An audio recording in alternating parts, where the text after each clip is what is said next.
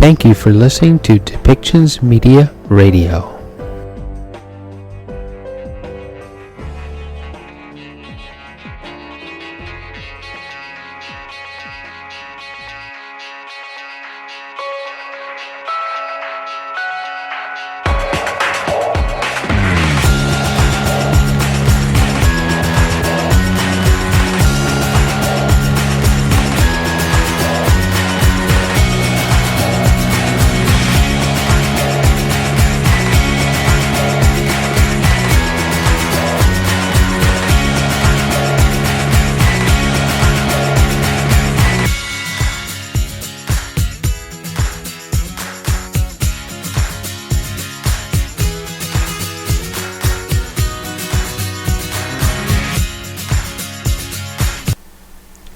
Welcome back to Policy and Rights here on Depictions Media Radio. I'm your host, Michael Clogs. So we have the three Canada Party leaders speaking about important things: immigration, inflation, and housing. All three of these things are also linked together because, well, we have more immigrants coming, and they're going to need a place to live, housing.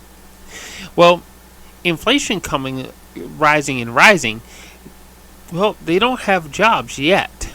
They will, but they don't have jobs yet. So it costs the government more and more money through them subsidizing them living at first to pay for it, which also costs us more money. Well, while we're at it, inflation is also rising our cost of living to begin with. If you haven't noticed that a bag of groceries is becoming more and more expensive, and in some cases it has become so expensive that families are, when the main grocery shopper goes, is leaving things on the shelf because it's outside of the budget. We're going to hear all three men talk about these things, and only two out of the three are actually going to tackle the things that go along with immigration, what's really causing inflation, and how to effectively limit these things so that we can all live. We need to be able to welcome our brothers and sisters from around the world to come join and share our home with them, as we should. We're all eventually somehow immigrants unless we're indigenous. So we need to be able to welcome these people to our home and share with them. Share the benefits of what we have. But how can we share the benefits of what we have if inflation keeps going up? How can we offer these people a better life if they can't get a job? And in some cases, a job worthy of their education. Worthy of the help that we actually need here, such as doctors and nurses. Professionals should be allowed to test so that they can get a job in the profession that they moved from one country to the other. We're going to hear Mr. Poilievre talk more about that.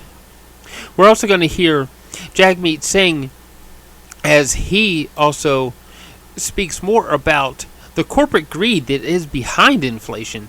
The grocery stores are making record profits, but they're not sharing them. It's going straight to the top CEOs and all of the corporate leaders. They're making massive bonuses, and they're living well, as the term goes, high off the hog, right?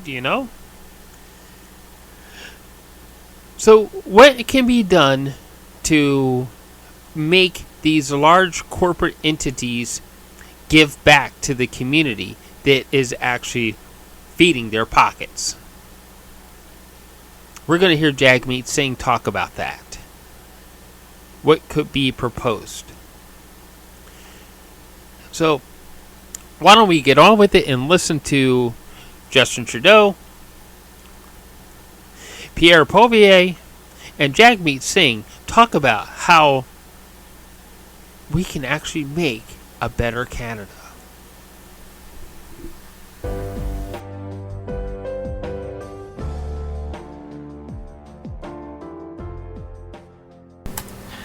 Good afternoon.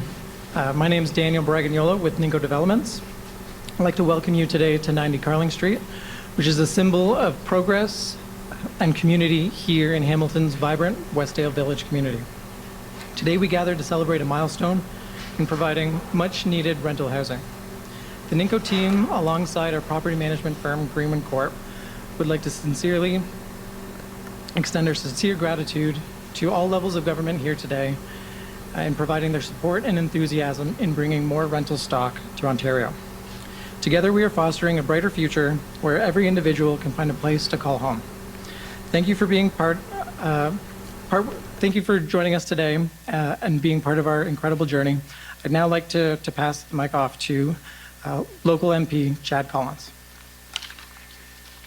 Well, good morning, everyone, and thanks for joining us with the announcement. I'll start with the land acknowledgement. City of Hamilton is situated upon the traditional territories of the Erie, Neutral, Huron-Wendat, Haudenosaunee, and Mississaugas. This land is covered by the Dish with One Spoon Wampum Belt Covenant, which was an agreement between the Haudenosaunee and the Anishinaabe to share and care for the resources around the Great Lakes. We further acknowledge that this land is covered between the lakes purchased 1792 between the Crown and Mississaugas of the Credit First Nation. And thanks again for your attendance today. I can say as a former city councillor who was on council when we approved this project, as well as the former president of City Housing Hamilton, that the National Housing Strategy has been a game changer for not just affordable housing providers, but for the private sector too, who want to venture into the affordable housing sector. Since the program was announced many years ago, the federal government has invested almost $90 billion in programs that assist not just the affordable housing sector and municipalities, but provinces, territories, and the private sector. And that's why we're here today.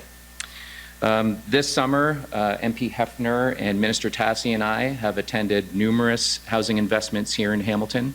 The first one we attended was $122 million, I think, for the Roxborough project in my riding. Investments that help the private sector build affordable housing units. And piggyback on that one, sorry, the announcement also included new units at the Queenston Traffic Circle for our rapid housing program.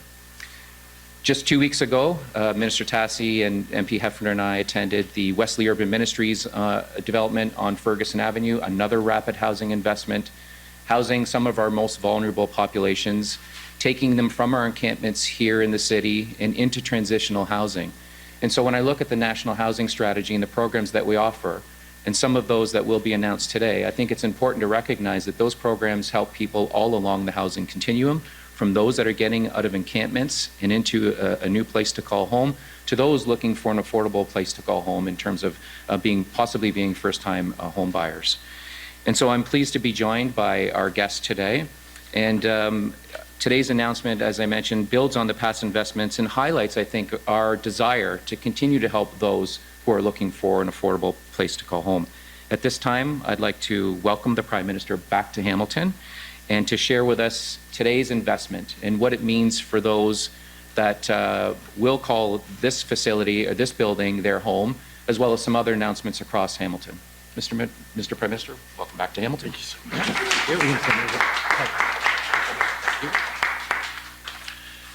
Bonjour tout le monde. Je veux commencer par remercier Chad pour son mot d'ouverture et je suis très heureux d'être ici avec Philomena et Lisa.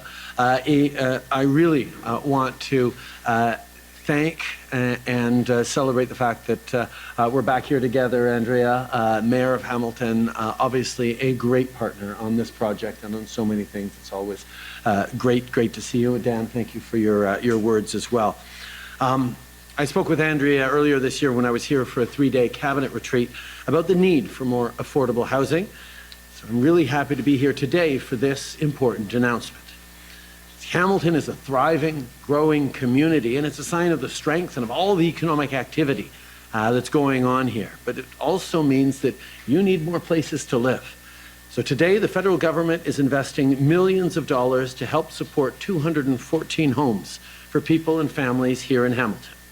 This includes investments towards this rental housing unit being built here in Westdale on Carling, affordable housing in central Hamilton on Bay Street that will support people experiencing homelessness, particularly women and children, improved housing in Greenford on Clapham Road, including for seniors, and new affordable units in Lansdale on East Avenue that will help provide homes for Indigenous peoples in the community. The homes we're building today will help middle-class families and vulnerable people. And this builds on the work we've been doing to invest in housing here in Hamilton since day one. To date, we've built and repaired thousands of housing units in this community. Un des piliers importants de notre plan pour le logement, c'est d'augmenter l'offre. Et c'est exactement pourquoi on est réunis ici en construction. Mais on aide aussi les Canadiens à épargner pour acheter leur première maison. On le fait avec le nouveau compte d'épargne libre d'impôt pour l'achat d'une première propriété, qui est maintenant offert partout au pays, avec lequel vous pouvez économiser jusqu'à 40 000 $ sans payer d'impôt. En plus, on a des mesures pour mettre frein à la spéculation. Since 2015, we've helped nearly 2 million families and individuals get the housing they need, but we know there's lots more work to do. We have a plan, and we're working directly with municipalities right across the country. Our Housing Accelerator Fund is helping to increase supply and speed up construction by incentivizing cities and towns to get more homes built faster. Our most recent budget proposal put forward major funding for our urban, rural, and northern Indigenous housing strategy so we can meet the unique needs of Indigenous peoples. On pense aussi à l'initiative pour la création rapide de logements qui a dépassé nos attentes et a aidé à bâtir des milliers de logements abordables pour des personnes vulnérables. As Chad mentioned, the Rapid Housing Initiative has made a huge difference right across the country. There's a lot of work to do to help keep our country growing and make sure we're keeping up with demand while we keep building strong, diverse communities. And no order of government can do it alone. That's why our government takes an approach that is about direct, honest, and respectful collaboration, not just with all governments, but also with for-profit and not-for-profit partners.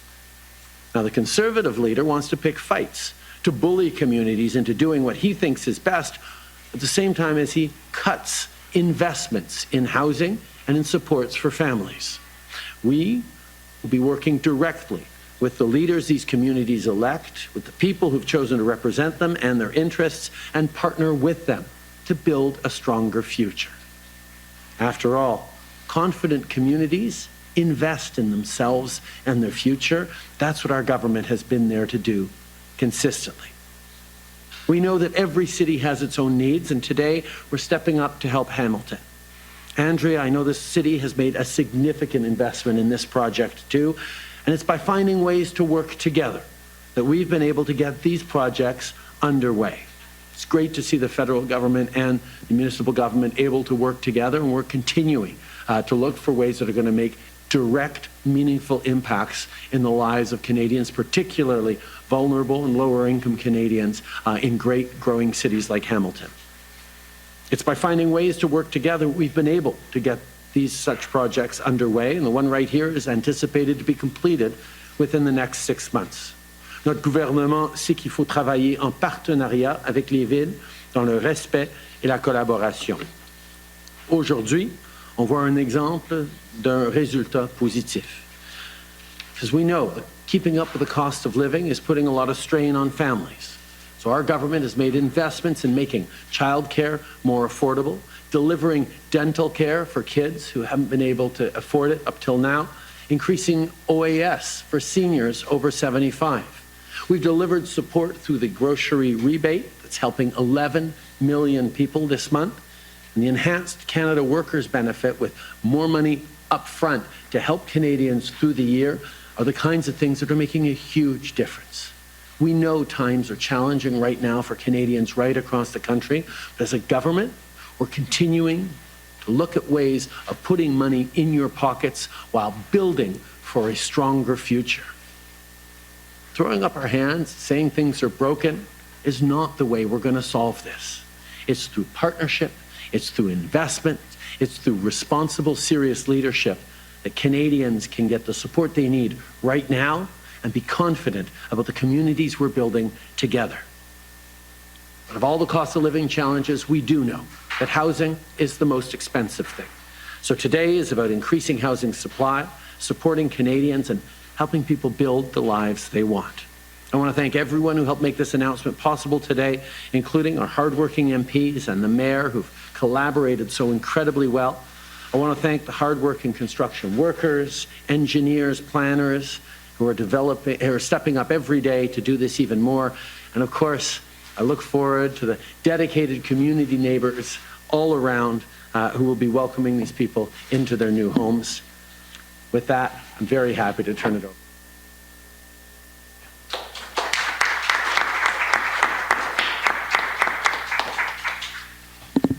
Well, good afternoon, everyone.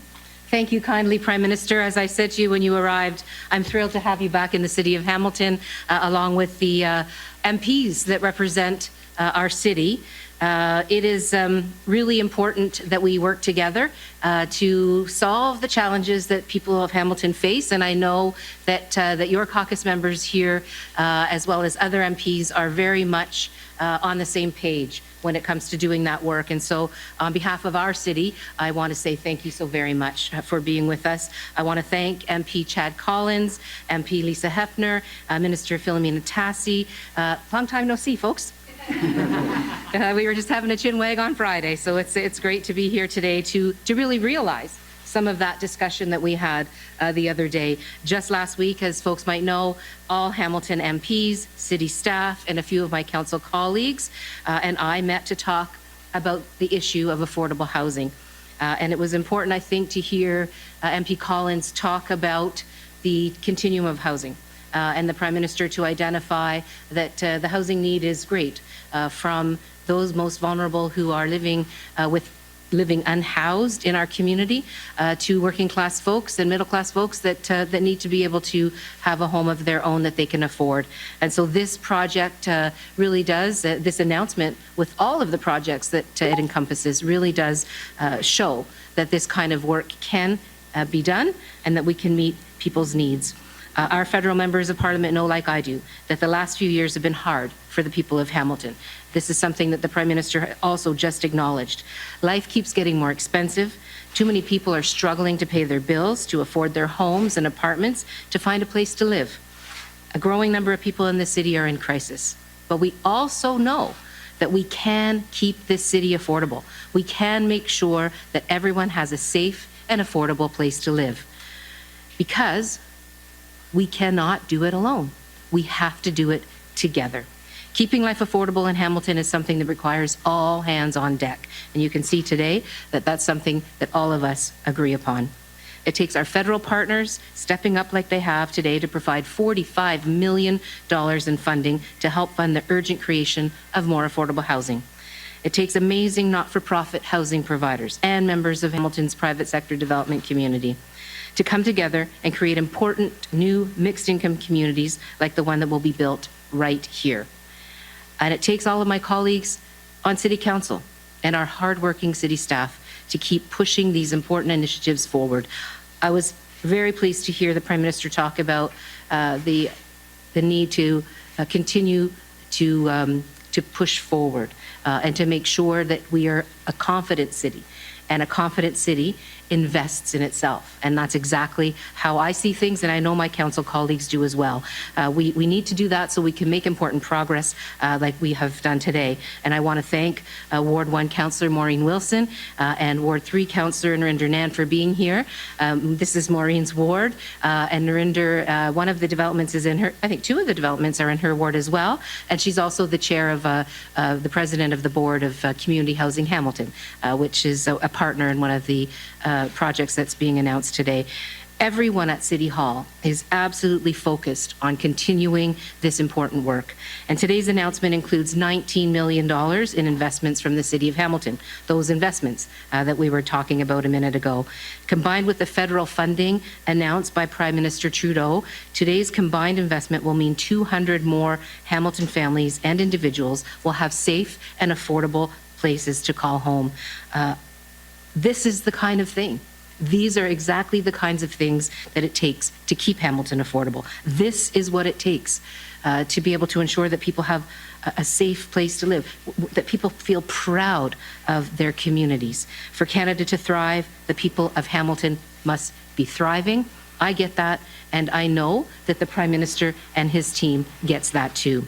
And so, thank you, Prime Minister Trudeau. Thank you so much for your ongoing partnership and collaboration, and for this amazing demonstration, yet again, of your commitment to the people of Hamilton. Very much appreciated. I believe now it's time for the Prime Minister to take some questions. Thank you, They Mayor may have Horwath. questions for you, too, which is all right with me. Thank you, Mayor Horwath, and thank you, Prime Minister, and thank you, MP Collins. We will now move to 20 minutes of questions from media. Nous allons commencer avec 20 minutes pour les questions des médias. Une question, un suivi, one question, one follow-up, and we will begin with Global News Hamilton. Hi, Prime Minister. This is Lisa Pileski with Global News Radio 900 CHML. So we were told that the affordable one-bedroom units in this particular build on Carling Street will be approximately $1,400 a month, with a max household income of $90,000 a year, and that ideal tenants for this build will be nurses. Just wondering if this is what is being considered affordable in Hamilton at this point, and what about the folks who are working in jobs where they make much less than that? Right now, we're facing a real challenge around housing in terms of supply. There's simply not enough places for people to live right across the lower and middle income spectrum. And that's why projects like this moving forward, and this isn't the only project, as I mentioned, there's a bundle of projects the federal government investing in across the city with about $45 million that are going towards these over 200 new units, is a part of the solution. But we know there is a lot more to do. And I'll be blunt as well. Housing isn't a primary federal responsibility. It's not something that we have direct carriage of, but it is something that we can and must help with. That's something we disagreed with our previous Conservative colleagues when Stephen Harper's government, with Pierre Poilievre being a big part of it, pulled themselves entirely out of the housing business for 10 years. And there was a lot of missed opportunities through that. So from the time we got elected in 2015, we were committed to building a national housing strategy, which we announced in 2017, and in continuing to be there to layer in and show up. But you're right, it's not just the federal government that can solve this. That's why having a great partner in a visionary city and council and mayor looking for how we can build solutions that are going to make sense for people and take pressures off all spaces in housing, and the more we can do to draw the province to the table. I'd love to be able to share this stage right now, not just with the Mayor of Hamilton, but with the province. They need to be stepping up as well, particularly on affordable housing. That is something that the federal government is taking very seriously, but we need all of us to be working together on, and that's what we're here to continue to do. Je pense que c'est hyper important de comprendre que on va continuer d'être là pour investir dans du logement abordable. On sait qu'il y a énormément de défis pour les familles de faibles revenus et même de moyens revenus d'accéder à des logements. C'est pour ça qu'on est en train d'augmenter l'offre de logements avec des projets comme ça. On annonce 4 différents projets aujourd'hui pour un total de 45 millions de dollars du fédéral. Mais on va continuer d'être là pour investir. Mais souvenons-nous que ce n'est pas une responsabilité fondamentale du fédéral d'investir en logement. On est là avec des programmes, que ce soit l'accélérateur, que ce soit le programme de logement rapide. On est là avec des milliards de dollars parce qu'on sait que tout le monde doit être à la table.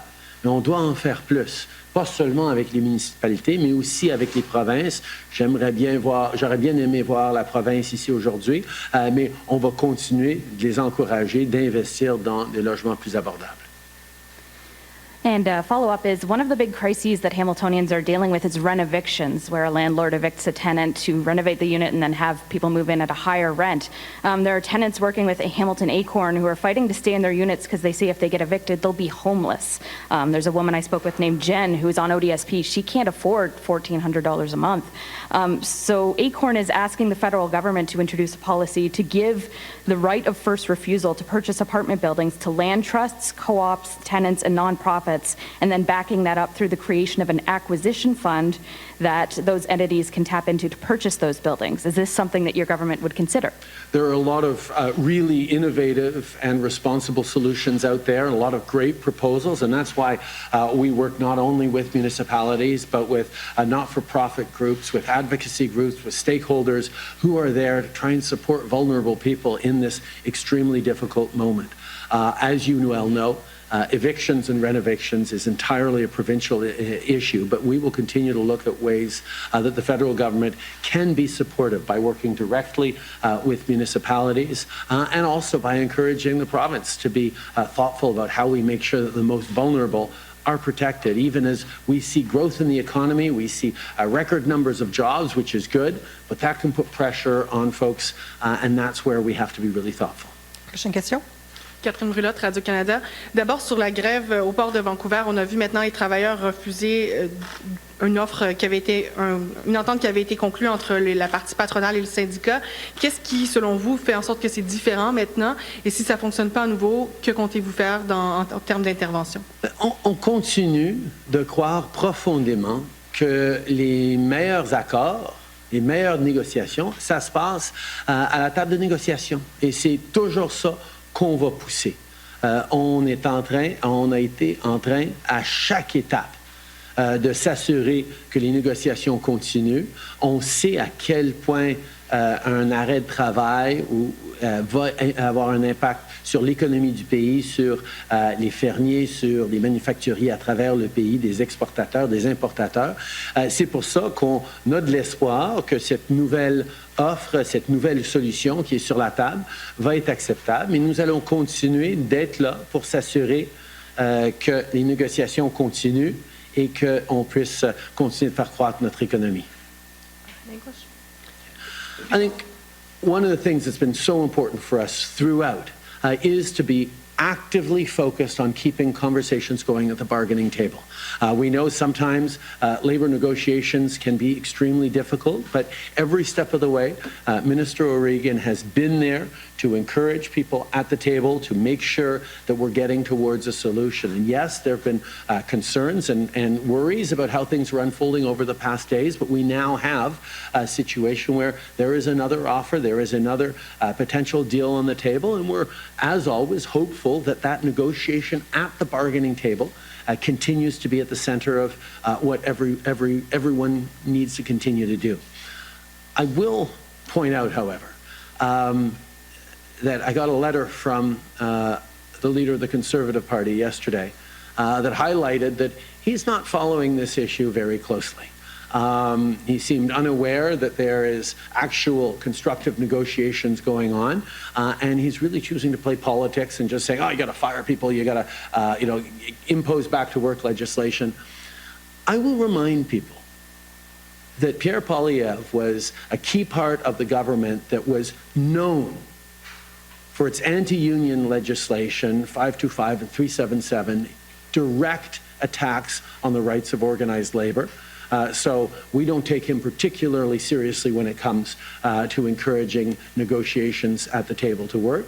And on the flip side, when it came to convoy protesters shutting down the Canadian economy, causing hardship for people right across the country, he was there waving flags with them and egging them on. So he doesn't have an awful lot of credibility when it comes to this. Our serious, responsible government is going to continue to do the work necessary to both respect important negotiation processes that happen at the table and make sure we're there to ensure the Canadian economy is running smoothly and exporters and importers, producers and manufacturers are well served by our port facilities. la situation en Haïti maintenant, le Kenya propose de se déployer là-bas, de prendre un peu la tête des forces internationales. Qu'est-ce que vous en pensez? Qu'est-ce que devrait être la position de l'ONU sur ça? Bien, le Canada, depuis longtemps maintenant, est à la tête d'un groupe d'une vingtaine de différents pays pour aider en Haïti. Ça fait 3 décennies qu'on est là en Haïti à différents moments pour aider à contrer la violence, l'instabilité politique, une situation humanitaire épouvantable. Et on se retrouve quand même maintenant dans une situation qui est parmi les pires qu'on ait jamais vues, malgré 30 ans d'appui et d'investissement. Donc, on ne peut pas tout simplement continuer de faire la même chose et espérer que les choses vont changer. C'est pour ça que le Canada est là pour travailler directement avec la police nationale haïtienne pour qu'eux-mêmes puissent amener des solutions de sécurité. On est là pour investir. On a annoncé des centaines de milliards de dollars, centaines de millions de dollars d'investissement et on va continuer d'être là. On est là pour investir dans des solutions humanitaires. On est là pour mettre de la pression sur la classe politique en Haïti qui n'est pas en train de prendre au sérieux la responsabilité qu'ils ont de faire des compromis et rétablir la sécurité. On est en train de livrer des sanctions sur ces élites économiques en Haïti qui continuent de profiter de l'instabilité et continuent de financer les gangs. Je suis très, très content de voir que beaucoup de pays veulent s'impliquer pour aider et on va être là pour continuer le travail à l'ONU. J'ai d'ailleurs eu une conversation sur Haïti avec le secrétaire général Guterres juste la semaine passée quand j'étais à New York pour parler de ce qu'on peut continuer de faire sur Haïti, mais le Canada va continuer de faire partie de la solution à côté des Haïtiens qui doivent être au cœur de toute solution qu'on met de l'avant. Hi, Prime Minister. Al Sweeney from CHCH here in Hamilton. So here in Hamilton, we've got tent encampments with 165 people or more living in these encampments. The city's trying to be compassionate. They don't know what to, they haven't decided at this point how to handle it. And winter's coming up in several months before long-term projects like this can kick in. Any advice for Hamilton, what it should do here? Well, actually, a number of these units I've heard will start to be available as of this fall, so that's going to take off some of the pressure as well. Since 2015, we've invested about $365 million in housing in Hamilton that has resulted in creation of and refurbishment of a lot of units, but there's more to do.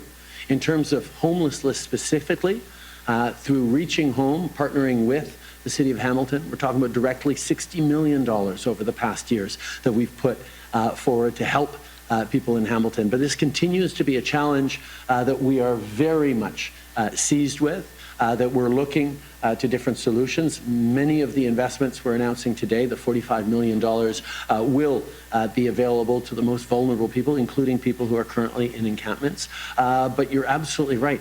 We have to keep working. We have to keep working together. And that's where the collaboration with the City of Hamilton, the compassionate leadership that Andrea has been showing, the presence to be funding partners that the federal government is doing, is part of that solution. Now, when conservatives look at tent encampments, simply throw up their hands and say, it's broken, we should cut funding because it doesn't work, that's exactly the wrong path. We need to be investing more to support people right now, even as we build greater economic opportunities into the future. And that compassionate, grounded in reason and science approach is what we're always going to work on together with a great partner like the Mayor of Hamilton. So a follow-up question for you. The BC port strike. We've also got National Steel Car that's been on strike in Hamilton for several weeks. And Metro grocery store workers have gone out on strike. They say they can't afford to shop in the stores where they work. There's every reason to believe we're going to see more of this as contracts expire. How are we going to handle this with more people asking for higher wages? Well, I think we've understood that these past years have been extremely difficult. Inflation put a lot of pressure on household budgets right across the board. And this inflation, which was caused by the war in Ukraine hitting energy and food prices, this inflation that was caused by the hangover from the pandemic that has disrupted supply chains around the world, global inflation is a challenge that everyone is facing. Now, here in Canada, we have seen inflation come down faster than most of our peer countries. We have the lowest inflation among peer countries right now. We're down below 3%, back in the Bank of Canada range. But we know that food prices, as you point out, are still too high. That's why we're working with grocery stores through the Competition Bureau to make sure that everything is fair for people. But as we see inflation come down, we do have to be careful about a wage price spiral increase where inflation starts increasing once again because costs continue to go up. We want to keep inflation down so we can have interest rates start coming down again to help people be able to afford their own homes, at the same time as we're creating more jobs and more growth in vibrant cities like Hamilton. So we're going to keep on it. We're going to continue to make sure that people can succeed, that they're getting the right wages to be able to get through these difficult times. But we're going to continue to make sure that Canada is growing great jobs for the future as international companies and investors are looking increasingly at our stability, our optimism, our ambitious, and Canadians' ability to get things done as a great place to be part of. Next question. Good afternoon, Prime Minister. Laura Stone, Globe and Mail. You've spoken a lot during this press conference about Pierre Poilievre, and you've used multiple answers to kind of go after him and his policies. He's been going after you for a long time on this issue of inflation, affordability, and of course housing. You just shuffled your cabinet, you elevated Sean Fraser to housing. Is there a recognition perhaps or a sensitivity on your part that he has tapped into something that people are very concerned about, and do you feel threatened now by his leadership? No, what is of concern to us is the fact that there are so many people having trouble making ends meet. And that's why we moved forward over the past year with significant investments to help Canadians. Investments like ensuring that kids under 12 have access to dental care. And let's pause on that for a second, because that's something that is making a huge and real difference. We're talking hundreds of thousands of families who sent their kids to the dentist for the first time over the past year. Pierre Poilievre, to bring him up again, as you brought him up, voted against dental care. He said providing dental care to low-income Canadians would just feed inflation. Well, there's two things wrong with that. First of all, we have seen inflation come down now to the lowest levels of most of our partners, back into the Bank of Canada range, which is a very good thing, which shows that our targeted investments have actually been able to bring down inflation even while we're supporting Canadians. And the second piece of it is that so he was wrong about its impact on inflation, and he chose to vote against and to stand against and try to block in the House delivering of dental care for vulnerable Canadians. Why would you do that? Why would you say that dental care is fine for MPs and their families, and it's not inflationary for people to send their kids to the dentist if you have money to do it, but to let low-income people and people who are otherwise struggling have kids with a brighter smile and vote against that in the name of protecting from higher inflation when inflation has steadily been going down?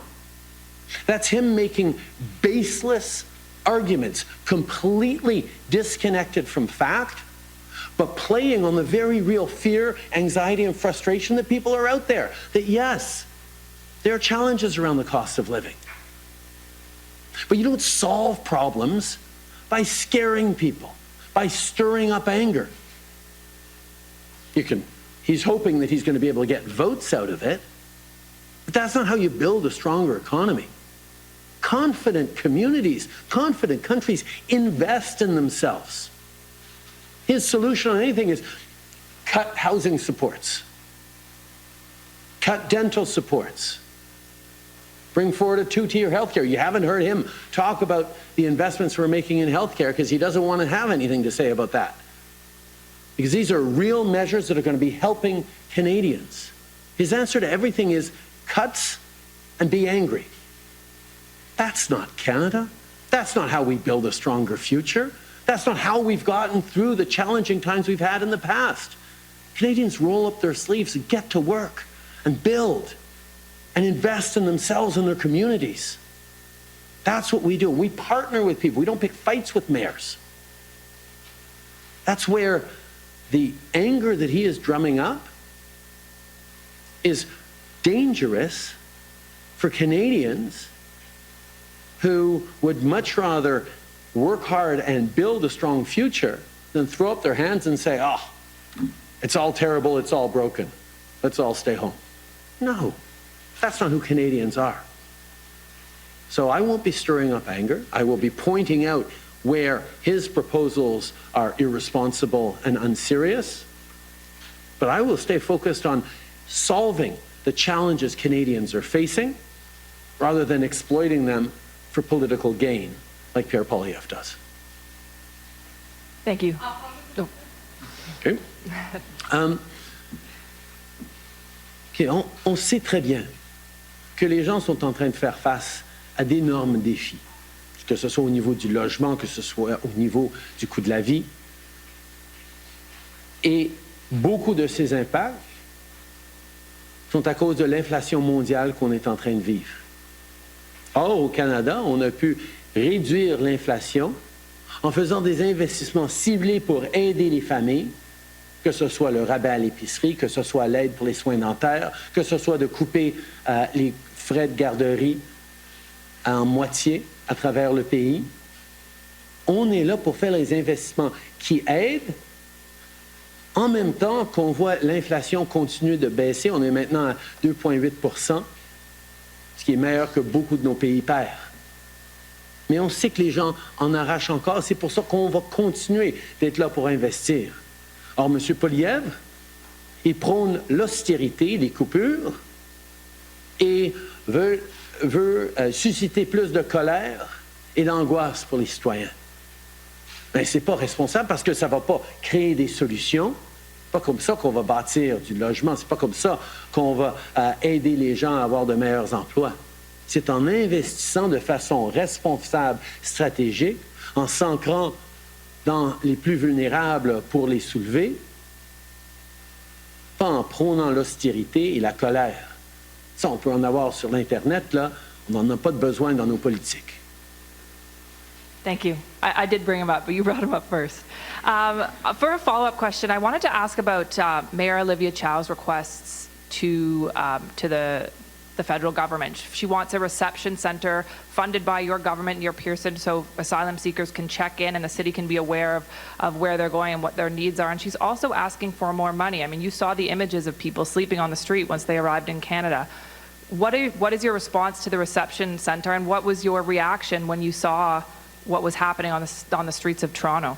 I just had a great meeting with Mayor Chow just a few days ago, and we're going to continue to work together in constructive ways. It is unacceptable in a country like Canada that vulnerable refugees be having to sleep in the streets, or vulnerable asylum claimants have to be sleeping in the streets.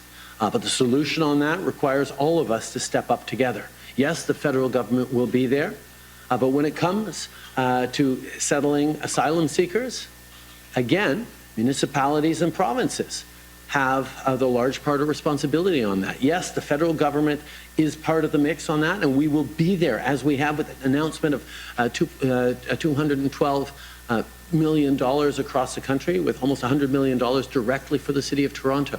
We will be there to work and to hear proposals for creative solutions that can help solve this. And I know that Minister Miller is very, very excited to be able to move forward on solutions to continue to work the great work done by his predecessor, Sean Fraser.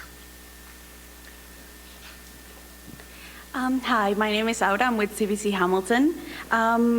So Mayor Andrea Horwath asked you for $9 million to address the refugee and asylum seekers ending up in the shelter system or living on the streets. Do you plan on giving the city that money? We actually had a brief chat about that earlier. Our governments are engaged, looking together for how we can work together to solve this. As I said, it's unacceptable that vulnerable refugees and asylum seekers be sleeping in the streets, and we need to work together, and we will be there to partner and make sure that we can solve that. Would you like to say a couple words on that? Sure. Thanks, Prime Minister. I appreciate the question, and the Prime Minister is accurate. I did receive a letter from the new minister. We identified where some of the challenges lie, and we've made a commitment to work together to try to resolve the challenges that exist, because people should not be in the situation that they are coming to our country, whether they're asylum seekers or refugees, and living on our streets. I don't think anybody can accept that. And I think we just need to recall as well, or identify as well, that we have a lot of pressure in our shelter system right now. We have lots of folks who are unhoused, and this announcement today tries to address some of those issues as well. The root cause of homelessness or houselessness is one of the facts that we don't have enough affordable housing. And so I think we need to kind of contextualize everything in the commitment that we're all making to ensure that affordable housing is available, and for people who need supports to be able to be successfully housed.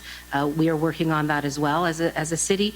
And another issue was raised around on evictions. We're working on that as well as a city. There are many solutions, and both the federal government and the City of Hamilton are working very, very hard to bring as many of those solutions to fruition as we possibly can, and as quickly as we can. Thank you. Next question, please. Kevin Winter, Hamilton Spectator. The provincial government has blamed the federal government's Carmen plan as the main cause of inflation. Higher grocery prices, higher everything, actually, and it's on your shoulders.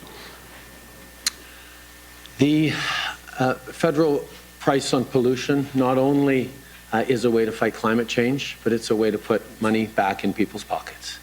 8 out of 10 Canadians in jurisdictions where the federal price on pollution applies get more money back from that price on pollution every year than it costs them. We are seeing the impact of increased extreme weather events right across the country, and we're seeing the cost of those impacts, not just fiscally on provinces and municipalities struggling, but also in lives, in homes lost, in anxiety about the future. We need to continue to step up in meaningful ways, not just to fight climate change, but to incentivize businesses and our economy to create those solutions and implement those solutions that are going to slow down the pace of climate change. Canada can and will continue to lead on this. Companies like Volkswagen, like ArcelorMittal, Dofasco, making decisions to invest in Canada, in Ontario, is linked to the fact that they know we are taking seriously both the opportunities and the challenges. Unfortunately, Conservative politicians continue to attack our plan to fight climate change and put more money back in people's pockets without proposing any concrete plan to either support Canadians through these challenging times or fight climate change for future generations. We're going to continue to demonstrate what Canadians know. You cannot have a plan for the future of the economy if you don't have a plan to fight climate change. That's what we'll continue to do. Last question. Thank you for your time, Mr. Prime Minister. My name is Kieran and I'm with the Canadian Press. We were wondering what your thinking was behind putting the infrastructure and housing files together under one minister, and if we can expect major new policies as a result. Sean Fraser has demonstrated an ability to manage difficult files and to move forward on ways that really impact Canadians positively, and that's why I'm excited to see him in this new housing and infrastructure file. We recognize, as I said earlier, the federal government isn't the primary driver of housing solutions. But when we're talking about infrastructure investments, whether it's public transit, or other types of infrastructures, having the housing file associated with that so we can increase densification, as I know, is a big problem, a big question here in Hamilton around the province's plans with LRT to invest in the densification of housing. These are the kinds of things that having a minister able to carry and lead on both of those files together is one that we're very excited about. Thank you. That will conclude today's press conference. Merci. Ça va mettre fin à la conférence presse.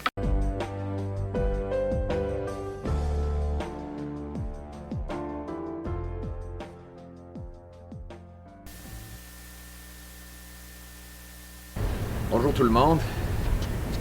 Après 8 ans de Justin Trudeau, il n'a plus personne à blâmer pour les crises de criminalité et de coût de la vie qu'il a causées. Je viens de terminer une partie de mon tournée d'été. J'étais très impressionné par le courage des Canadiens qui font face à une souffrance presque jamais vue dans nos vies. Et ça prend du courage. Parce qu'après 8 ans de Justin Trudeau, les vies des Canadiens tombent en morceaux. Si vous ne me croyez pas, je vous encourage de voyager à travers le pays et d'écouter les histoires des gens. Comme le charpentier que j'ai rencontré à Sault Ste. Marie de 42 ans, qui a travaillé pendant toute sa vie, qui est maintenant sans abri. D'une dame qui travaille avec les personnes sans abri à Penticton, qui a indiqué que c'est normal maintenant à Penticton pour des personnes âgées de vivre dans les stationnements, dans leur voiture. Même CTV avait une histoire d'une infirmière qui vit dans son auto. Le coût de logement, après 8 ans de Justin Trudeau, a doublé. Le prix d'une maison a presque doublé. Le coût d'un premier versement, doublé. Le coût d'un paiement hypothécaire a doublé. Ça, 8 ans après que Justin Trudeau a promis qu'il allait rendre le logement plus abordable ici au Canada. Et maintenant, il y a des millions de Canadiens qui avaient cru Justin Trudeau quand il a dit que les taux d'intérêt allaient rester bas et qui ont pris des hypothèques variables qui maintenant ont peur de perdre leur maison. Je parlais il y a 6 mois du jeune homme de 35 ans qui vit dans le sous-sol de ses parents. Ça, c'était extrême. Maintenant, c'est encore pire. Parce que la question pour lui et sa mère, c'est comment payer l'hypothèque. Est-ce que ce jeune homme et sa mère vont devoir vivre dans leur auto? Celles sont des questions que posent les Canadiens après 8 ans de Justin Trudeau. On le voit sur nos rues. Des villes de tentes qui sont dans chaque ville du pays maintenant. On n'a pas eu ces images aussi communes depuis la Grande Dépression. Mais ça, c'est la vie après 8 ans de Justin Trudeau. C'est intéressant, hier, il a eu une photo-op pour dire à tout le monde, c'était une photo-op sur le logement, pour annoncer qu'il n'est plus responsable pour le logement. C'est drôle, parce que c'est lui qui avait promis qu'en tant que premier ministre, qu'il allait rendre le logement plus abordable. Mais maintenant, c'est plus sa responsabilité. Oublions que l'agence la plus grande en termes de logement, c'est fédéral. Le CSHL. Ça, c'est fédéral. L'assurance hypothécaire, c'est fédéral. La réglementation de nos banques qui font les prêts hypothécaires, c'est fédéral. Les impôts, fédéral. La politique fiscale et monétaire, fédéral. L'immigration, fédéral. Mais lui, en tant que premier ministre fédéral, il n'a rien à voir avec le logement soudainement. Il ne veut plus être responsable pour le dommage qu'il a causé. Et en plus, il y a la criminalité. Et Justin Trudeau croit que le pire problème au Canada, c'est que les Canadiens sont en colère avec lui. Moi, je pense qu'il y a d'autres problèmes. comme les mères qui perdent leur vie à cause d'une fusillade au centre-ville de Toronto, un enfant qui est exposé aux drogues autour de leurs écoles, une augmentation dans la criminalité comme on n'a jamais vu, c'est des données. Hier, on a entendu parler du nouveau ministre de la Justice qui a dit que c'est un problème de perception qu'on a avec la criminalité. Regardez les données. Les crimes violents ont augmenté de 39%. Les meurtres, 43%. Les meurtres des gangs de rue, 108%. Des fusillades, 101%. Des agressions, 24%. Je peux continuer.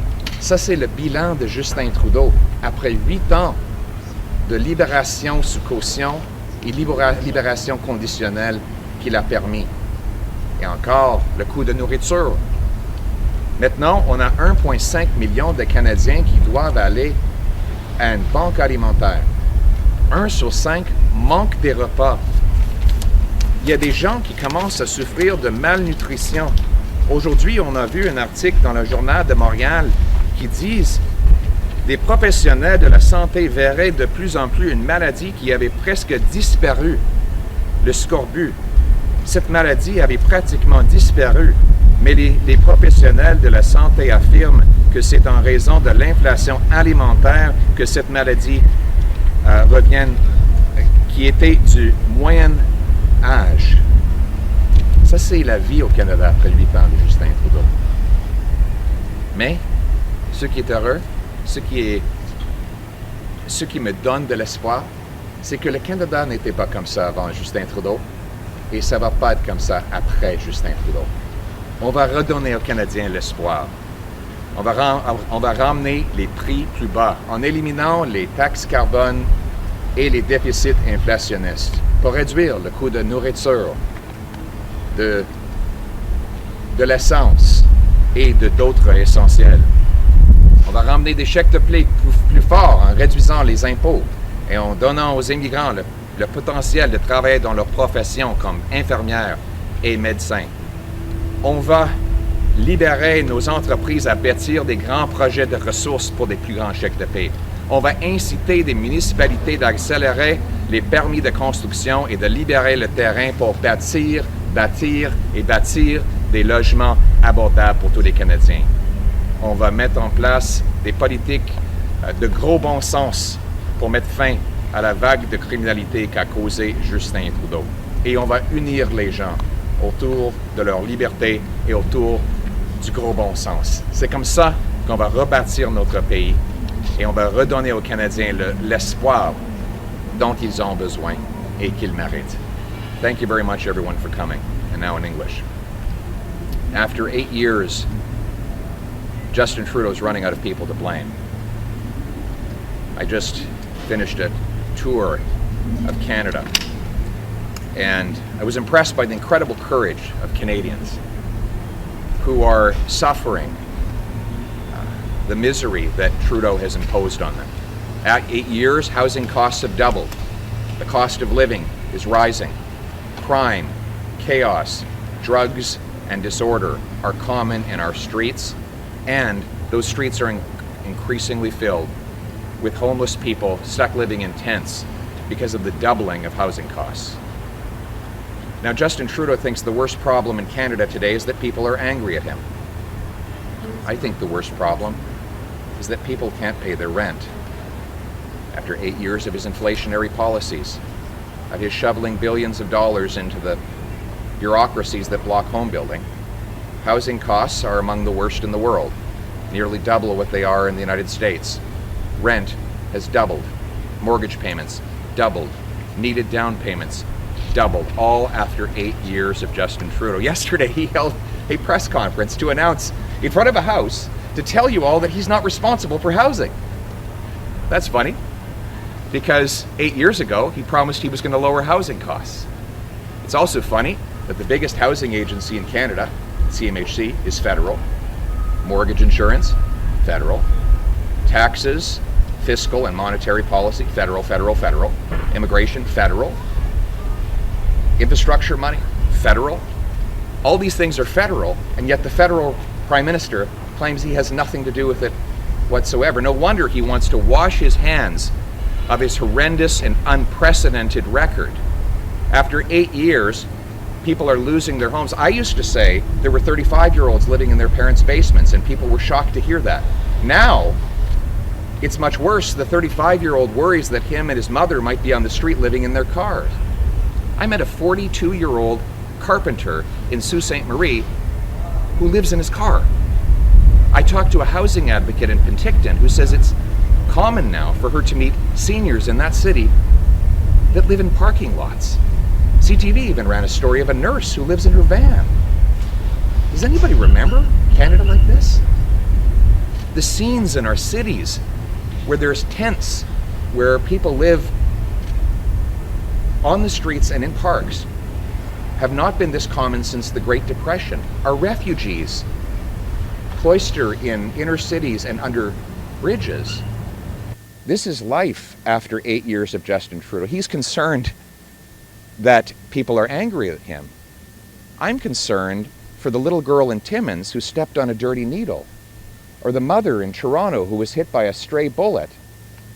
I'm concerned about the sports store owner in Timmins who had his shop robbed for the 4th time in 2 years. I'm not concerned whether or not Justin Trudeau's feelings are hurt because people are angry at him. I'm concerned about the misery that he has unleashed on our streets and in the pocketbooks of Canadians.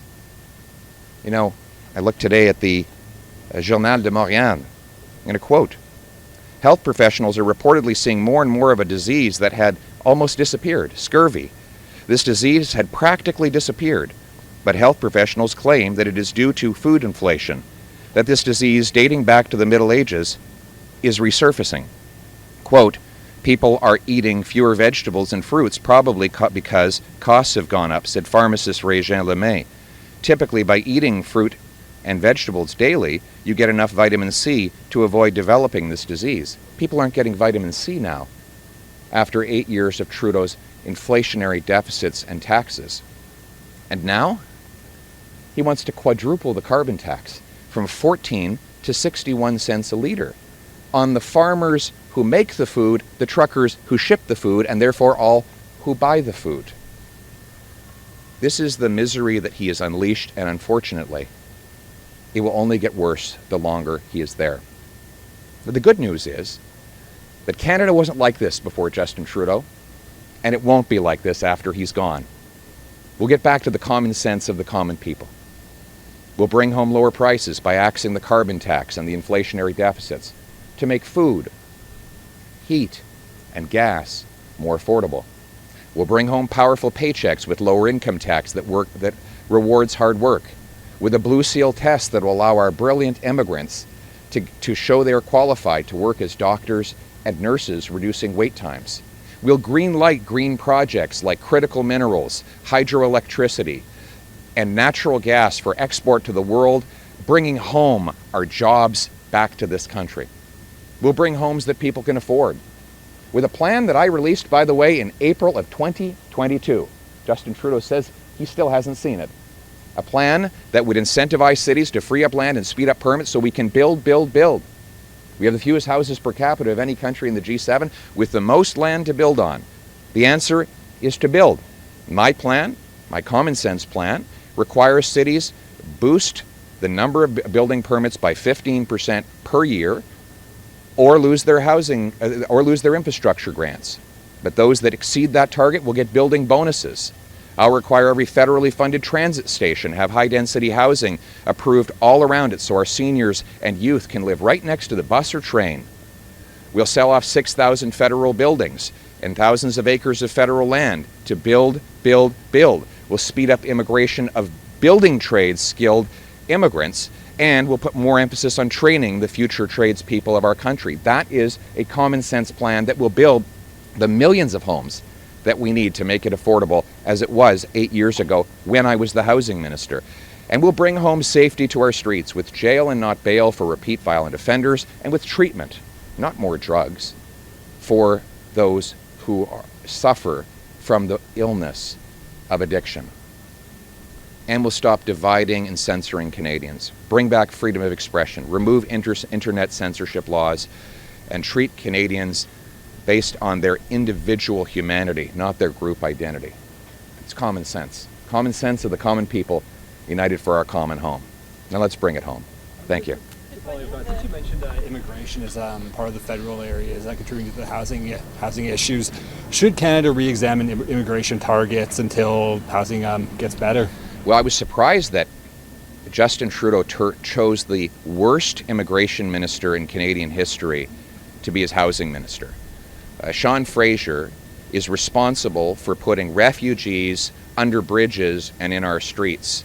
Sean Fraser oversaw the massive human tragedy of our international student program, which has people coming here defrauded by fake educational institutions and often going back to their home country in body bags.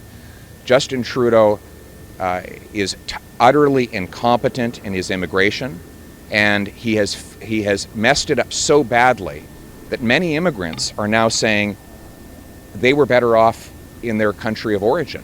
Something I never heard in my life. There's actually an internet phenomenon now where immigrants are warning potential newcomers of how unaffordable and dangerous life is in Canada after 8 years of Justin Trudeau. My policy, my common sense policy on immigration will be driven by the number of vacancies that private sector employers want to fill, the number of charities that want to sponsor refugees, and the families that want to reunite quickly with loved ones. Let's base it on common sense, not on Justin Trudeau's ideology and incompetence, and that's how we'll restore the immigration system that has, before his arrival, been more successful than any other immigration system on earth. Thank you. What's wrong with the 500,000 target in your mind? You call it a vanity project. What's wrong with that target? I think what's wrong is Justin Trudeau's incompetence. So far, we've seen a totally incompetent Justin Trudeau. What will I do? I'll make sure we have housing and health care so that when people come here, they have a roof overhead and care when they need it. I'll make sure that it's easier for employers to fill genuine job vacancies they cannot fill. I will make sure, furthermore, sorry, it's not a debate. You have a question, I'll give you my answer. My answer is that we will also ensure that immigrants who come here as professionals get a chance to work in their profession. After 8 years of Trudeau, there are now 20,000 immigrant doctors and 32,000 immigrant nurses that can't work in our hospitals, while we have massive waiting lines. It boils my blood to think that my little girl sits in a waiting room for hours with her with a headache or a migraine when there are brilliant immigrant doctors that could be treating her, but for the fact that there's no direct way for them to take a test and prove their qualifications. That's why I proposed a Blue Seal national standard that would allow professionals to take an exam, prove they're qualified, and work anywhere in Canada. We did this in 1952 for the trades. Set targets, Sarah. What target would you set? We did this in the trades with the Red Seal in 1952, and it was the federal government that brought the provinces together to get it done. So that the target I would set is to get a Blue Seal that would allow professionals to prove their qualifications, get to work so we can improve our health care. The Prime Minister accused the previous Conservative government, which you were a part of getting out of what he said the housing business completely. What is your response to that? I don't even need to respond. When I was housing minister, housing cost half of what it does now. We didn't have people living in tent cities. We didn't see, I'll give you the stats. This is the result of Justin Trudeau's policy on housing. It's true, there's no question that our policy under the Conservative government costs less money, but it was also more effective in bringing about affordable housing to Canadians.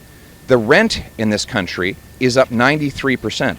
Mortgage payments are up over 100%. The needed down payment for a home is up 100%. You know, these are the costs that Justin Trudeau has imposed. Now, he might brag that his policy is more expensive to taxpayers, but that doesn't make it a success. Failing is bad. Failing expensively is worse. We will do neither. when I'm Prime Minister, we will succeed at a lower cost to homebuyers and taxpayers. Est-ce qu'on peut vous entendre? The Prime Minister has... Concernant une décision aujourd'hui qui a été prise par Meta qui dit qu'ils vont commencer aujourd'hui à bloquer les contenus de nouvelles sur les sites canadiens, qu'est-ce que vous feriez si vous étiez au gouvernement face à cette situation-là? Je trouve ça incroyable que dans une démocratie, que le Premier ministre a adopté une loi pour faire disparaître les nouvelles de l'Internet. On penserait qu'on est en Corée du Nord. Ce n'est pas les démocraties à travers le pays ou à travers le monde où on voit la disparition des nouvelles. Mais c'est ça la conséquence des projets de loi de censure qu'a adopté Justin Trudeau. Il ne veut pas que les Canadiens sachent la vérité. C'est pour ça qu'il a adopté des lois pour censurer l'Internet. Moi, je suis pour la liberté d'expression et que ce soit un gouvernement ou une entreprise technologique, c'est inacceptable d'effacer les nouvelles.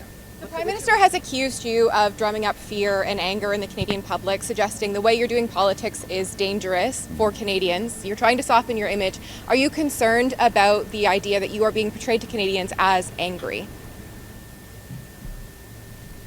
I think that the people who can't pay their rent would realize that whether I told them or not.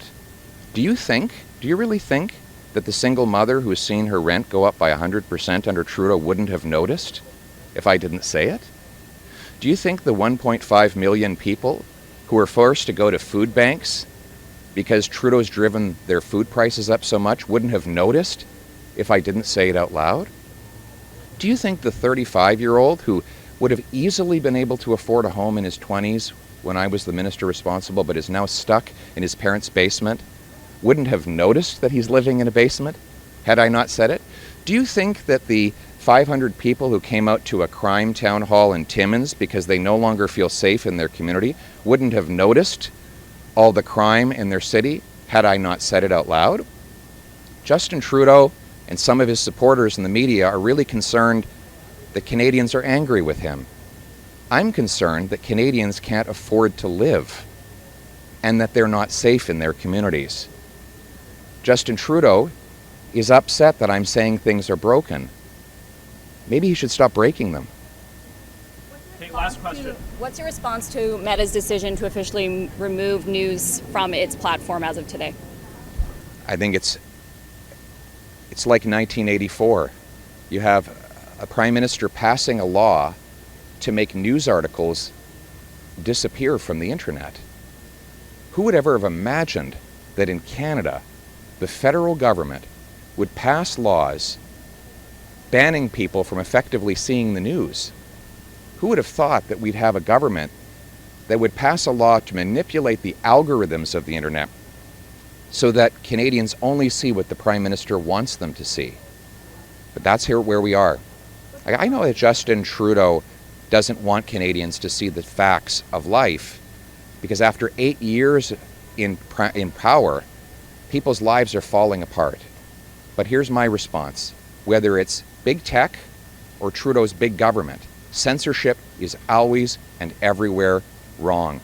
And that's why I will bring home freedom of speech online, on campus, and anywhere else in this country.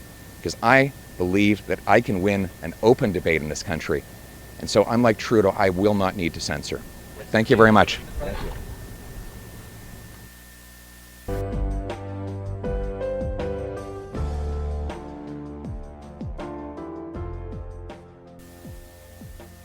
Merci, Nina. Thanks, Nina.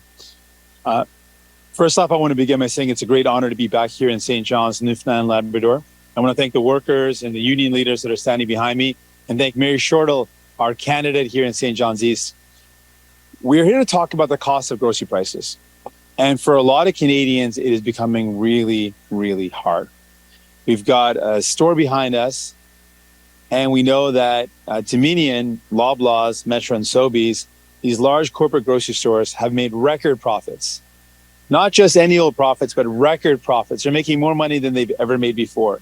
Just in last year alone, 2022, the combined profits of Metro, Loblaws, and Sobeys was over $3 billion. While making that type of record profit, they can't even afford to pay their workers a decent wage. And I remember when the Dominion workers were on strike demanding fairness. And right now, Metro workers in the GTA are demanding fairness. These are workers working for companies posting record profits that aren't even able to shop in their own stores that they work at. On top of that, Canadians are struggling week in, week out to try to buy their groceries. They go in to buy groceries that they could afford one week. They go in the next week and it's even more and they can't afford it. People are putting items back on the shelf, items that they used to be able to afford, and they're putting it back on their shelf. I can't imagine how families are coping with not only the cost of grocery prices going up, but on top of that, the price of everything going up.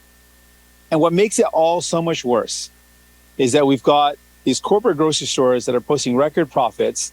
They're gouging Canadians. They're making more money than ever before while Canadians can't afford to buy their groceries. So we're saying enough's enough. Workers are saying enough's enough.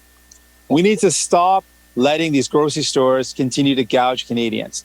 We've seen 8 years of Justin Trudeau, and he has not stood up to the corporate greed of these CEOs that are jacking up the prices of their food while people are struggling. And we know this is a fact because we called on the Competition Bureau to investigate, and they found conclusively that the profit margins are going up for these large corporate grocery stores. So that means they are absolutely gouging Canadians while they're struggling, while they're already down. So we're calling for an end to this gouging of Canadians, an end to the free ride of these corporate grocery stores, making sure they pay their workers a fair share, a fair salary, but also making sure that prices are fair as well.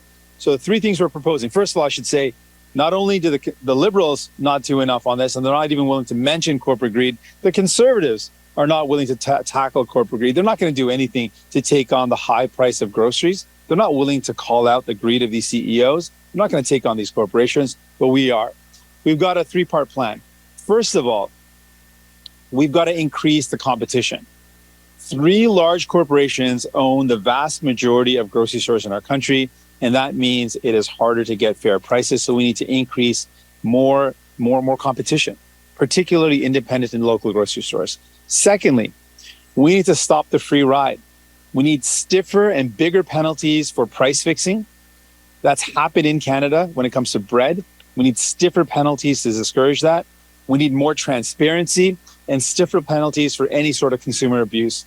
And finally, we need to put in place a tax on excess profits. On those excess profits, we need to tax these companies and use that revenue to give people a break, to allow them to have some relief so they can afford their groceries. Things like doubling the GST rebate, which we've already done, and other measures like it that put more money in people's pockets. We've got to stand up for workers right now. We've got to stand up for families that are saying, how do we afford our groceries? This is a serious problem. This is a serious problem. We got to take on the grocery prices that are so high and make sure people can afford it. Je veux dire clairement que c'est une situation difficile pour les familles. On est dans une situation où les prix des épiceries sont tellement hauts en même temps que les entreprises des épiceries font des profits records. Et on sait que les libéraux n'ont pas le courage d'agir, ils n'ont pas le courage de faire quelque chose pour réduire cette inégalité. Et les conservateurs non plus, ils ne sont pas prêts pour faire face à cette crise. Ils ne sont pas prêts, ils n'ont pas le courage de régler les grands profits de ces entreprises et arrêter l'exploitation. Donc, ce qu'on propose, c'est on doit mettre fin à cette exploitation, on doit augmenter la compétition, on doit avoir des amendes pour les entreprises qui fixent les prix et finalement, on doit mettre en œuvre une taxe sur les profits excessifs de ces entreprises et utiliser cette revenu pour réduire l'impact sur les familles, pour mettre plus d'argent dans la poche. On peut faire ça, on a le courage de faire ça, c'est exactement ce que les néo-démocrates vont faire. On doit aussi assurer que les travailleurs dans ces entreprises ont des salaires, ont des bons salaires pour rejoindre les deux buts. Merci. With that, I'm ready for any questions you might have. We'll begin with questions on site here, and the first question comes from David Felker with NDP. Mr. Singh, I apologize for that idiot go by there. Some of that might have been. Could you repeat those 3 points again? Sure. Just because we don't want to use that whole areas again. Yeah, no problem. Maybe I'll take a pause if anything goes on. If not, I'll say it straight. Hey, listen, if you're homophobic, keep it to yourself.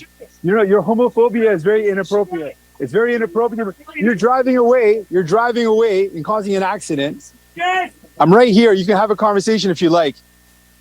Yeah, if we could, sorry about Sure. that. You could Sure. repeat the 3 points. Yeah, so what we need to do is, when it comes to the cost of groceries, there's 3 things we can do. One is we need to increase competition. We had the Competition Bureau look at what's going on. They say absolutely there's an increase in profit margins, that these large corporate grocery stores are increasing margins, making more profit off Canadians. So we need to put in place more competition. We want our favorite local and independent grocery stores, but we need more competition. There's no doubt. 3 of the largest corporations own the vast majority of grocery stores in our country. Secondly, we need to have more penalties for companies that do things like price fixing, that gouge Canadians.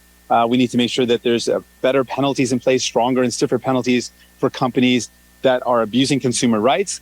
And finally, we need to make sure that when it comes to these large companies that we put in place that are making excess profits, we put in place an excess profit tax on the companies that are making excess profits and use that revenue to give people a break, to do things like increasing the GST rebate that we doubled, looking at other means to put money back in people's pockets. But we've got to give people some real relief and make sure we take on the corporate greed of these companies.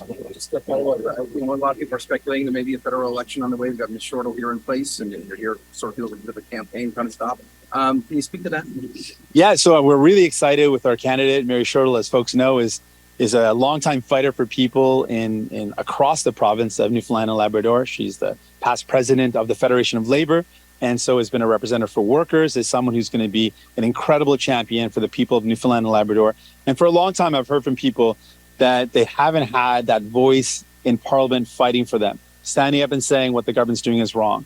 And I put to the people of Newfoundland and Labrador, we need a new Democrat representing St. John East again, someone that's going to fight for you. And if you elect enough of us, we can actually be the ones calling the shots and not just bringing in dental care and bringing in a doubling of the GC rebate, but making decisions every day that help workers, that lift up families.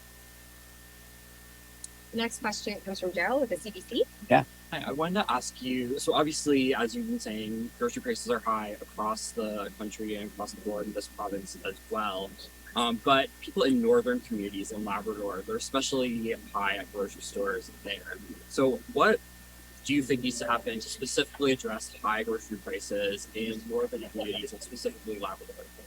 So I want to acknowledge that there are communities that are harder hit, that more remote communities, more rural communities, and often communities that are in the far north are harder impacted by the cost of living in general, and particularly with the cost of grocery prices. So what we're proposing, the measures we're proposing to bring in more competition, to bring in more relief for workers, to put in better penalties when there is price fixing or any sort of consumer abuse, these are measures that are going to help people in the north, absolutely. In addition, we need to look at better ways to make sure that people in the north have access to affordable food, looking at ways to make sure that the government can provide the right supports to get people in the north to have access to those foods. The existing programs, people have been very critical. There's been a lot of subsidies for the companies, and those subsidies for the companies don't actually benefit the people. We've got to find a better way to ensure that the people are actually getting access to food that's affordable. I wanted to ask you about what just happened. Someone came by yelling some extremely abusive remarks. How do you deal with something like that when it happens? Well, one thing is, someone driving by and yelling something, obviously not interested in having a conversation. If they want to have a conversation, I'm always open to chatting with people. But driving by and yelling is, I think, an example of something maybe in their own life that they're dealing with, that they're expressing that in a way that's not really effective or helpful. But I got to say, I've spent a lot of time now in Newfoundland and Labrador. I was at the George Street Festival last night. I was meeting with workers, meeting with people, and I've had an incredible reception, and people have been very warm. And so, one-off someone yelling something is not something that's going to disturb me. I'm worried, though, about the climate where people are not willing to have a conversation, but are so upset they just want to yell and scream. Where there's legitimate frustrations with the cost of living, with the cost of rent, the cost of mortgage, I want to acknowledge that type of anger is real and important. Someone driving by and yelling something, not willing to have a conversation is a separate matter, I think. Okay, our next question comes from VOCM. Hi. One of the, you mentioned the rise of cost of living. One of the things that I think has been impacting people recently is, of course, the new federal fuel tax. I just wanted to get your opinion on this new tax, which seems to be disproportionately affecting people in Atlantic Canada due to the price of shipping goods. Well, a couple of things there that in terms of the price on fuel. One of the things that we're looking at is the fact that in Newfoundland and Labrador in particular, a lot of Canadians or a lot of people in this region rely on those type of fuels for heating their homes. So one of the proposals that we have to reduce some of the pressure, to give people some relief, is to end or to stop charging GST or HST on home heating. That's something that I think would make a lot of sense. It's something New Democrats have ran on in the past. Jack Layton actually first introduced this idea. We believe it would be something that would give immediate relief. It would provide real supports to those who are right now unable to find any other alternative. In addition, we want to provide more supports for people so they can they can have access to grants if they want to upgrade their heating or find a way to find an alternative that's more affordable to heat their homes. Right now, a lot of people don't have the means to do that. It's so costly. It's something that's cost prohibitive. So if we could provide a program that would give people easier access so they could actually upgrade their heating and move to something that's more affordable, that would help them in the long run bring down their costs, that might be a good alternative. So that's what we're looking at as well. Thanks. Did you have a follow, Noah? No, I'm good. Thank you. Okay. We'll turn it over to questions on the Zoom. Sure. Alors, j'ai une première question de Valérie Gamache avec Radio-Canada. Valérie, c'est à toi. Bonjour, Monsieur Singh. J'aimerais vous entendre sur le fait que hier, vous avez nommé une candidate. Vous faites aujourd'hui en quelque sorte des promesses. On vous sent en mode électoral. Est-ce que vous êtes prêt à mettre mettre fin à votre entente avec les libéraux dès l'automne? Et quel serait le point de non-retour pour vous? Donc, on est prêt toujours d'être dans une élection si c'est jamais le cas, mais ce n'est pas notre but. Notre but, c'est de forcer ce gouvernement de livrer l'aide aux gens, de mettre en œuvre les soins dentaires, de mettre en œuvre d'assurance médicaments universelle, de mettre en œuvre des programmes pour construire plus de logements abordables. Donc, notre but, c'est de forcer ce gouvernement d'agir et de travailler pour les gens. On est toujours prêt pour une élection parce qu'on est dans un gouvernement minoritaire, mais jusqu'à ce moment, notre entente fonctionne. Et si le gouvernement brise ses promesses et le gouvernement n'est pas prêt à continuer de travailler pour les gens, on a des options et c'est toujours là. Il y a quelques minutes, vous vous êtes fait interpeller. La semaine dernière, il y a 2 semaines, en fait, M. Trudeau également s'est fait déranger lors d'une activité publique. Est-ce que vous avez l'impression qu'actuellement, le climat social se dégrade et est-ce que ça vous inquiète en vue de la prochaine élection, ça? Donc, en général, je dois dire que je n'ai pas de sécurité. Donc, quand je me promène dans les rues, quand j'ai des événements, souvent, pour la plupart, je n'ai aucune sécurité avec moi et j'ai des interactions tellement positives, un acquis positif, pas seulement ici à Nouvelle-Terre et Labrador, mais à travers les pays. Donc, ce sont des moments rares, mais ce que je trouve que quand ces moments rares se passent, il y a une agression et une tension qui est différente que dans le passé. Ça, c'est vrai. Et ça m'inquiète un peu parce que, pas pour moi personnellement, mais pour les autres qui veulent s'impliquer dans la vie politique, j'ai peur que ça va peut-être décourager les gens de plonger dans la vie politique et de participer. Ça, c'est une inquiétude pour moi. Mais en général, je dois dire que je reçois un accueil tellement positif à travers les pays, avec les gens qui sont vraiment chaleureux et on a des discussions, des conversations extrêmement positives.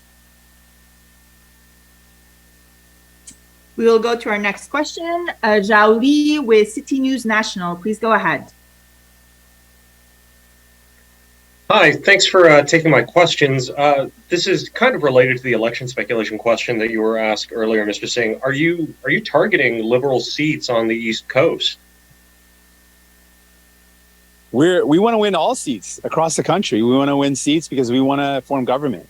And the reason why I want to do that is we've seen in 2 minority governments in a row the difference that we've had directly in the lives of people. In the pandemic, we can confidently say that every single measure that has helped out people in that time was either something we proposed and forced the government to do or something that we improved on. And people were better off because of it. And now in this minority government, we've got an agreement that's going to deliver dental care. It's going to deliver more supports for workers. That has already doubled the GST rebate, that made childcare funding permanent and prioritizing not-for-profit and public spaces. So we're making a real difference, but it's not enough for me to just push government. I want to be the one calling the shots and make sure the decisions are made in the interest of working people. So that's what we're running for. We're running to form the next government. I want to be the next Prime Minister. I want Mary Shortall here in St. John East to not just be a member of Parliament with the New Democratic Party, but to be a member of the government where we're governing and making decisions for working people. In respect, though, I mean, this is a seat that the NDP previously held, and on your most recent stops, you were in Toronto Danforth and Northwest Territories as well, both seats that the NDP very well could win if the cards fall in the right place, of course. And I'm just sort of essentially asking, do you feel like the Liberals are essentially vulnerable in some of these areas, and are you just, trying to shore up some support there? Well, there's certainly a dissatisfaction. A lot of Canadians have seen 8 years of Liberals and realized that things have gotten worse. Things when it comes to the cost of groceries, prices have gone up.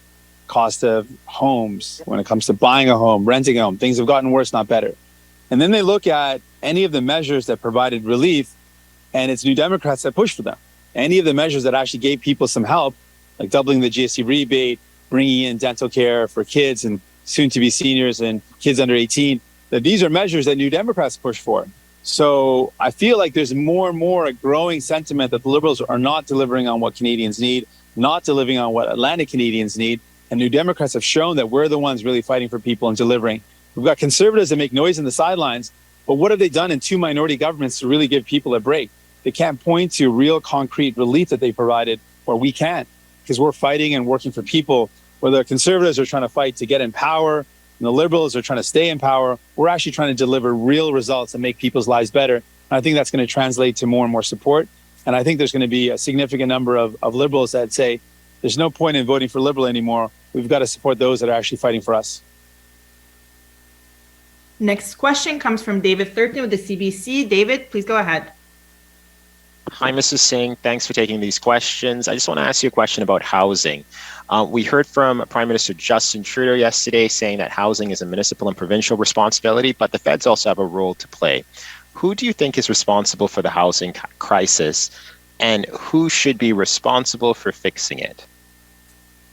Well, I tell you what's not going to work to fix this problem, finger pointing. When you've got a federal government that wants to focus on who to blame rather than fixing the problem, that's not going to actually solve what we're going through. We've got to take an approach where clearly everyone's got to be a part of the solution. It is clearly a responsibility for everybody, but we can't ignore the significant levers that the federal government has. The levers are so significant that I would say the federal government has incredible powers to actually solve this problem if they choose to do so. It doesn't help having conservative premiers that have made matters worse, but it's not worth spending time on finding who to blame. The federal government should step up and do everything in its power to acknowledge, one, we are in a housing crisis. There is a serious vacancy issue. There is simply nothing available to rent. And then the cost of buying a home is out of range for so many people. That's why we're proposing we've got to build more homes. We've got to build a more purpose-built rental.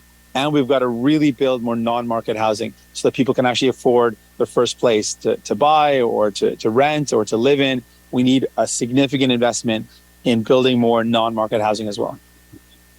Having covered the NDP for some time, I think it's fair to say that your party has been talking about housing long before others have, consistently. What do you think separates you from the Conservatives that are under Poilievre talking about housing now, and that seems to be their main issue? Well, we look at the Conservatives and really they're not offering anything meaningful. They're saying that the same thing that got us in this problem, just do more of it to get out of it. And that's not going to work. What we're proposing is a real thoughtful approach. We know we need to build more homes in general, so we've got to do that rapidly. The federal government's got to be involved in that. And the Conservatives are not talking about federal government really being involved. They're talking about trying to somehow discourage red tape or penalize cities that don't build. What we're talking about is we've got to make federal investments and build more homes. We've got to build more homes privately, but we also have to specifically identify the fact that there's a massive gap in purpose-built rental. We were doing some analysis around countries around the world that have got more affordable housing.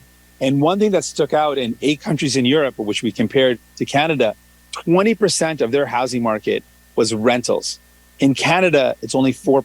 So there's a big gap there. On top of that, what makes us different from the Conservatives is we're talking about non-market housing. For a lot of people, whether you've got a good income, whether you've got a lower income, market housing is simply unaffordable. You can't afford the market rents in many communities. You can't afford the market home prices. So we also have to build non-market housing. And that's something that really sets us apart. We're looking at not-for-profit housing. Cooperative housing is a real solution. And it's got to be a part of the mix. When we hear the Conservatives, they're not looking at it in a thoughtful way. They don't have a thoughtful answer that addresses the real problems that we're up against. We're providing that real solution. We also talk about an acquisition fund so that it allows different communities that are losing affordable housing to keep those affordable units either not-for-profit, turn them into cooperatives, own them municipally, own them by the people, but making sure we keep what we have that's affordable and ending rent evictions, which is really kicking a lot of people out of affordable homes. We have a question from Mickey with the Canadian Press. Mickey, please go ahead.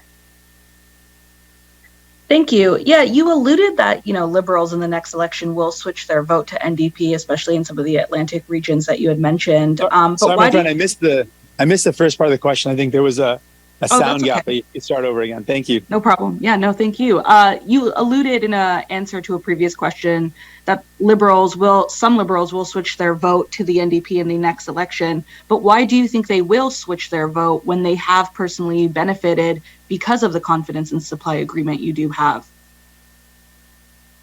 Well, I think when it comes down to it, what people are seeing is that they're not benefiting from the Liberals. They're benefiting from New Democrats forcing the government to act.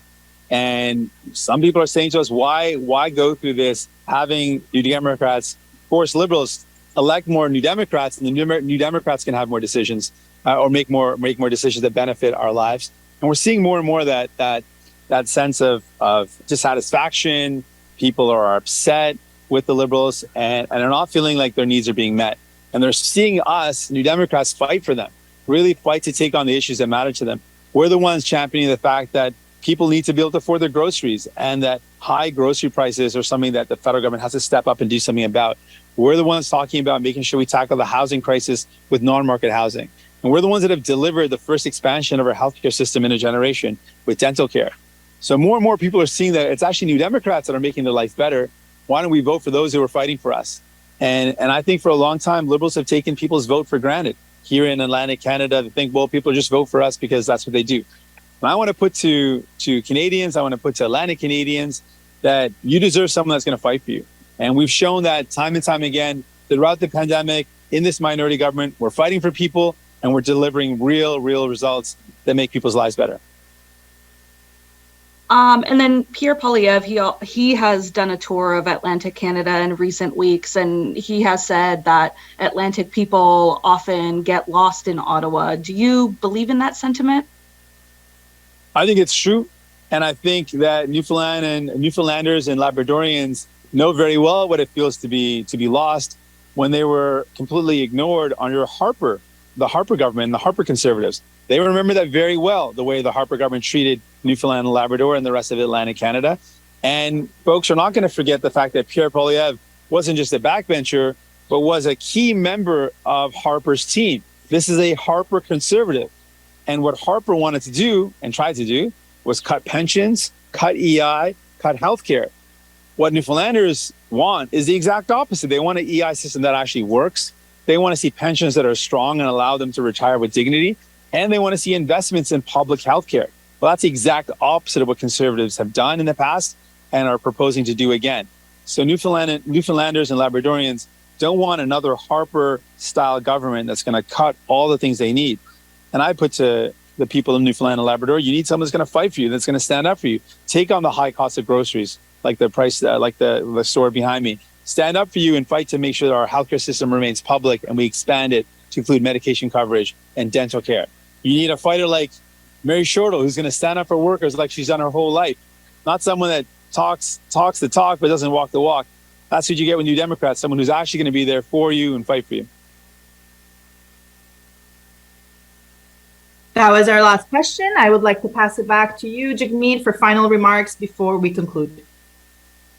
Thanks so much. I'm just really, really honored to be back here in St. John's. Really thankful to the workers and the union leaders behind me, and really thankful again to our candidate, Mary Shortall, just recently nominated for St. John's East.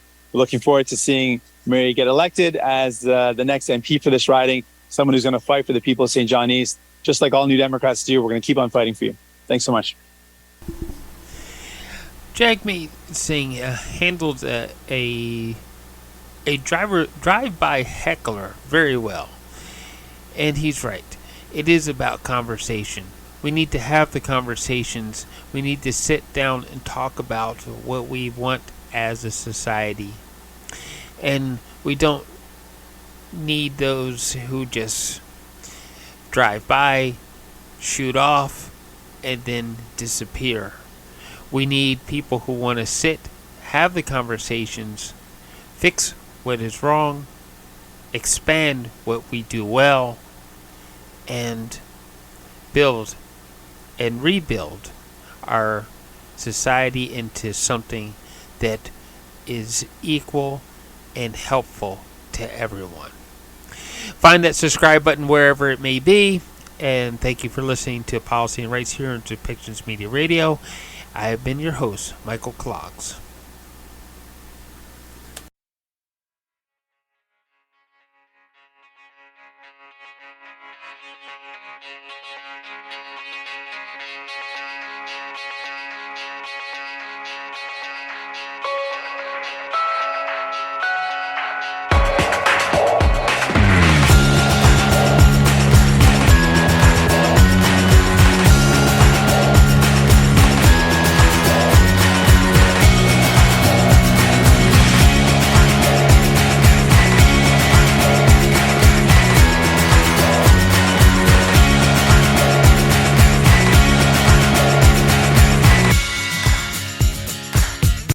This show has been produced by Depictions Media. Please contact us at depictions.media for more information.